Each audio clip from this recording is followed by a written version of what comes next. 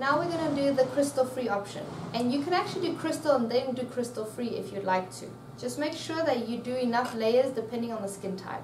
So if someone's sensitive, rather do the settings on low and work on the skin and only do one layer of each.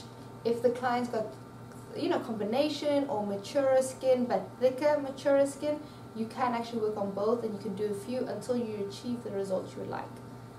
Always make sure that you have a mag lamp when you're doing this treatment, so you can make sure that as you're working you're not going too aggressive on the skin.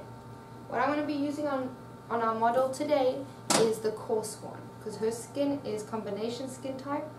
And the way we do it is we're going to do cross hatching over here, cross hatching on the cheek, cross hatching here, as well as here. We want to be very careful in this inner part because it's more sensitive, and so that's why we work out in that area. And it will be cross hatching, so quite easy, not very difficult movements. And you want to move slowly. And here, completely opposite from the other, you actually have to put pressure down, okay? Whereas your crystal, you don't put any pressure with the handpiece here, you have to put pressure. The more pressure you put, the more you're working into the skin. So always go lighter and then check in with your model and see how they're doing. How does that feel? Good.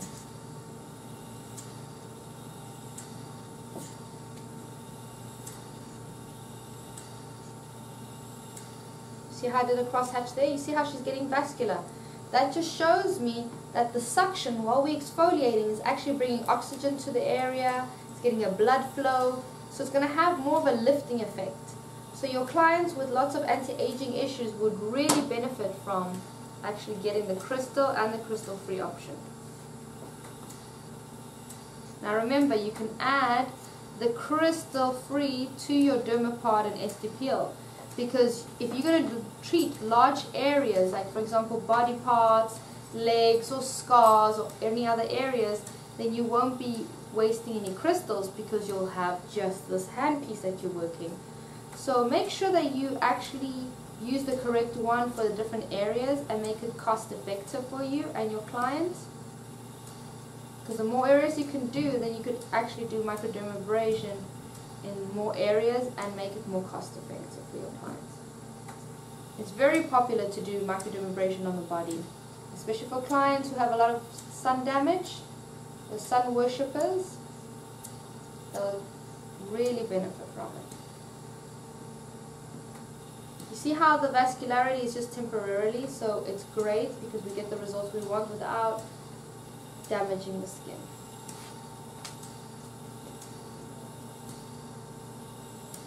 Remember where you're going, up and horizontal. Vertical or horizontal first, it doesn't make a difference. Just make sure that you cover the whole area. You do not have crystals, so you want to make sure it's even.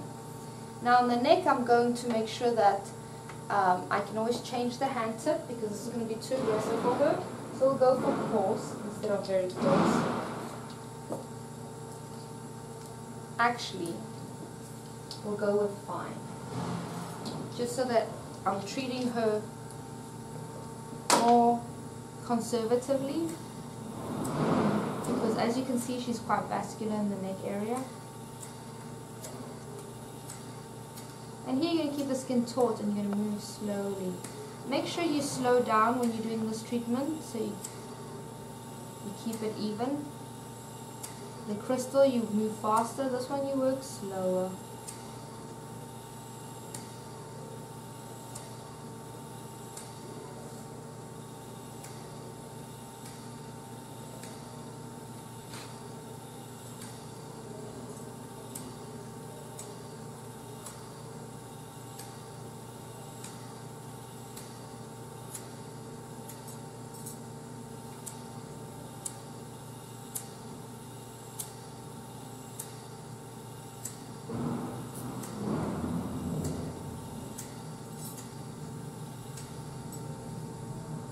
And that is your microdermabrasion.